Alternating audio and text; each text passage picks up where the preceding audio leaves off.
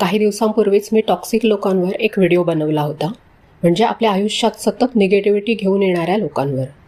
त्या व्हिडिओवर पुष्कळ कमेंट्स आल्या आणि त्या वाचून मी खरंच विचारात पडले. कारण त्या कमेंट्सचा सारांश एकच होता, आयुष्यातली सगळ्यात जवळची व्यक्ती टॉक्सिक असेल तर काय करायचं.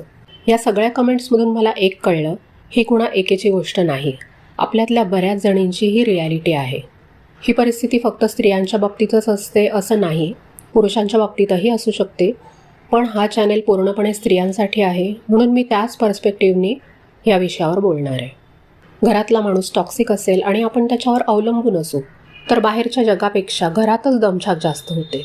आतून मनात सतत एक लढाई सुरू असते, मनावर दडपण येतं आणि कुणी समजून घेणारं नसेल तर ही वेदना आणखी वाढते. आपण ज्या क्षणी हे मान्य करतो की ही माझी सध्याची रिॲलिटी आहे आणि मला यातून माझा मार्ग स्वतःच काढावा लागेल, त्याच क्षणी तुम्हाला लढण्याची नवी ताकद मिळते. आता ह्या कठीण परिस्थितीतून बाहेर पडण्यासाठी केवळ बाउंड्रीज ठेवा असं म्हणणं पुरेसं नाही आहे. त्यासाठी काही प्रॅक्टिकल पावलं उचलावी लागतील. तुमच्यापैकी प्रत्येकीला होणाऱ्या त्रासाचा प्रकार कदाचित वेगवेगळा असू शकतो. साधारण जवळच्या व्यक्तीकडून होणाऱ्या त्रासाचे काही कॉमन पॅटर्न असतात. त्यांच्यावर मी पुढे देत आहे ते उपाय तुम्ही करून बघायला हरकत नाही. पहिली गोष्ट लक्षात ठेवायची,